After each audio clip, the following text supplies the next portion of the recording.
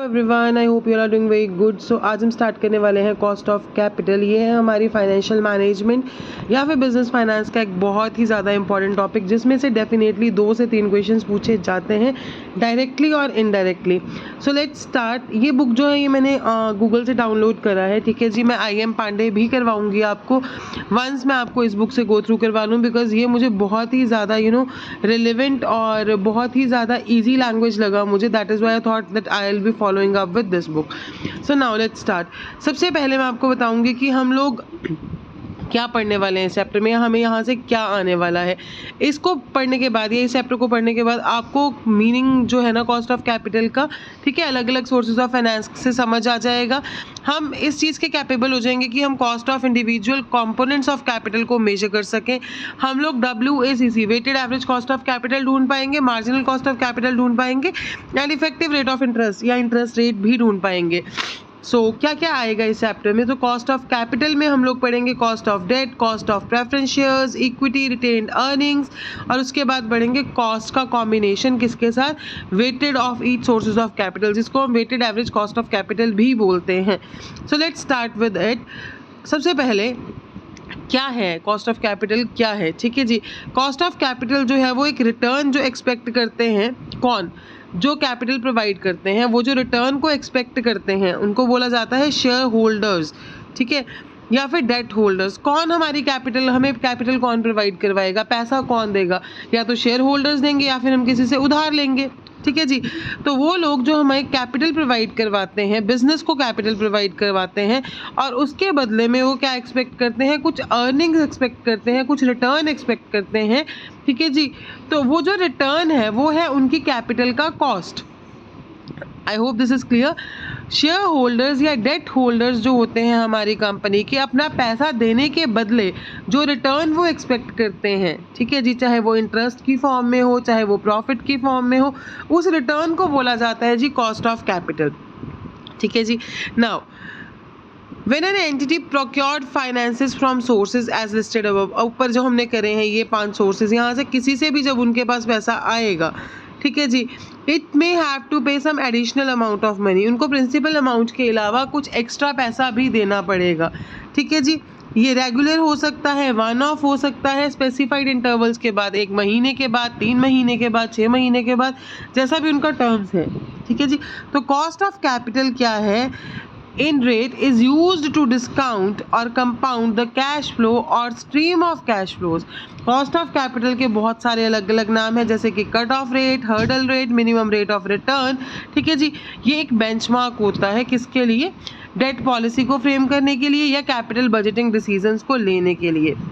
Now next is what is the significance of cost of capital, ठीक है जी। Significance होता है क्या इंपॉर्टेंस है कॉस्ट ऑफ कैपिटल की। सबसे पहले evaluation of investment options. Simple सा फंडा है, जहाँ से कंपनी को फायदा होगा वो वहाँ पे इन्वेस्ट करेगी।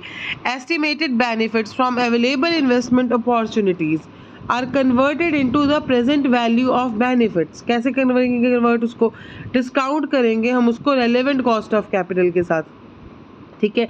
देन देखिए इन्वेस्टमेंट करनी है ना हमने, तो हम देखेंगे कि आज अगर हम कहीं अपना पैसा लगा रहे हैं तो फ्यूचर में क्या वो हमें अच्छे इंटरेस्ट जो है या अच्छा पैसा जो है या अच्छी रिटर्न जो है वो दे पाएगा, ये हम कॉस्ट ऑफ कैपिटल के थ्रू कर सकते हैं। Next is financing decision. जब भी एक फाइनेंस मैनेजर को डिसाइड करना होता है कि वो डेट से पैसा ले या इक्विटी से पैसा ले, तो वो दोनों को कंपेयर करेगा कि मुझे किसकी कॉस्ट कम पड़ेगी, ठीक है।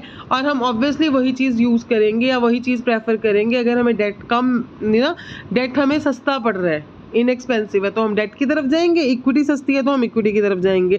तो उसके बाद कॉस्ट ऑफ कैपिटल से हम ऑप्टिमम क्रेडिट पॉलिसी भी अपनी डिज़ाइन कर सकते हैं।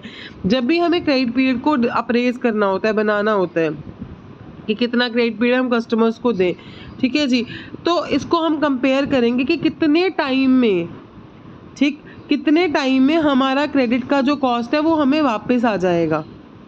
हाउएवर कॉस्ट ऑफ कैपिटल इसको ही यूज़ किया जाता है प्रेजेंट वैल्यू ऑफ कॉस्ट और बेनिफिट्स रिसीव तक पहुंचने में। Now determination of the cost of capital, cost is not the amount, ये वो अमाउंट नहीं है जो कंपनी प्लान करती है कि वो एक्चुअली पे करेगी, बल्कि ये होता है एक्सपेक्टेशन ऑफ शेयर होल्डर्स या स्टेक होल्डर्स। ठीक है जी, स्टेक होल्डर्स कौन होते हैं? जिन्होंने हमारी कंपनी में पैसा प्रोवाइड किया होता है, जैसे कि शेयर होल्डर्स हो गए, डेट होल्डर्स हो गए, डेट मीन्स डिबेंचर होल्डर्स हो गए, मनी होल्डर्स हो गए या मनी लैंडर्स हो गए। इंटरमीडियरीज कौन होते हैं? जो जिनको हम हिंदी में या नॉर्मल भाषा में बिचौलिए बोलते हैं, जो हमारे लिए बिजनेस लेके आते हैं, जैसे कि ब्रोकर्स हो गए, अंडरराइटर्स हो गए, मर्चेंट बैंकर्स हो गए, एंड सबसे ज़्यादा इंपॉर्टेंट होती है हमारी गवर्नमेंट, जो टैक्सेस के लिए जिसको इंटरेस्ट होता है। नाउ अगर कंपनी 9% कूपन डिबेंचर्स को इशू करती है, इन्वेस्टर्स की जो एक्सपेक्टेशन है वो 10% है, then investors will subscribe it at a discount not at a par. ठीक है जी, तो वो उसको पार पे नहीं ले पा रही है क्योंकि कंपनी ने उसको 9% पे इशू किया है। तो 9 पार का मतलब होता है जितने का इशू किया उतने का ही ले लिया, डिस्काउंट होता है जितने का इशू किया और जितनी हमारी एक्सपेक्टेशन है वो दोनों में डिफरेंस है, कम है वो। और प्रीमियम होता है 10% अगर आप एक्सपेक्ट कर रहे हो और कंपनी 12% पे दे दे तो 2% प्रीमियम हो जाता है। नाउ कॉस्ट ऑफ कैपिटल को कैलकुलेट करने के लिए हमें अलग अलग सोर्सेज जो हैं कैश फ्लो के वो आइडेंटिफाई करने पड़ते हैं, जैसे कि अमाउंट बिगनिंग में कितना आया हमारे पास, ठीक है, आपने आउटफ्लो कितना किया, बाहर पैसा कितना भेजा या कितना पैसा आपने पे किया, ठीक है, उसके बाद inflow of tax benefit on interest और outflow of payment on dividend tax. ये सब चीज़ें आपको एनालाइज करनी पड़ती हैं, ठीक है, इनको हम डिटेल में भी डिस्कस करेंगे जब हम न्यूमेरिकल सेक्शन में जाएंगे।